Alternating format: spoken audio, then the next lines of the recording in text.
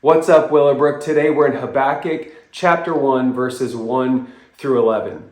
Our chapter begins today with this prayer, this complaint that Habakkuk has to God. Starting in verse 2, he says, "How long, Lord, must I call for help, but you do not listen, or cry out to you violence, but you do not save?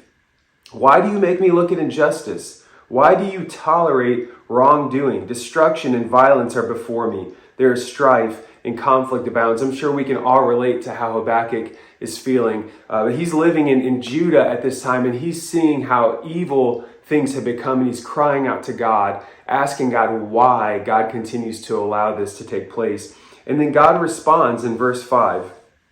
God says, "Look at the nations and watch and be utterly amazed, for I am going to do something in your days that you would not believe, even if you were told." So God says, I'm answering this prayer, but this is going to be something that blows your mind, something you would not even understand. And then he goes on to say what he's going to do. He says, "I'm raising up the Babylonians, that ruthless people."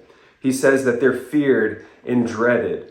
He talks about how they're intent on violence, how they mock kings and scoff at rulers, how they just sweep past people and they destroy everyone in their path. God is essentially saying he's using the Babylonians, this evil people, to take care of the evil and injustice that's taking place in Judah.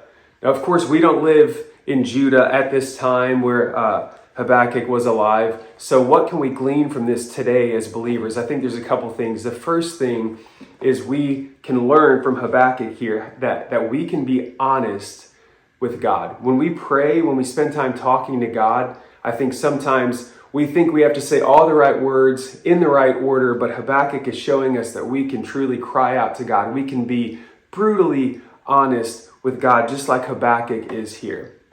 And then I think the second thing we can learn from this is that sometimes God answers our prayers in a way that doesn't make sense, in a way that we don't understand. But we're still called to be faithful to God even when we don't understand. So today, when you spend time with God, I want to encourage you, be honest. And if God responds in a way that you don't understand, still believe and still trust that he is good and he's working all things together for our good and for his glory. God bless you.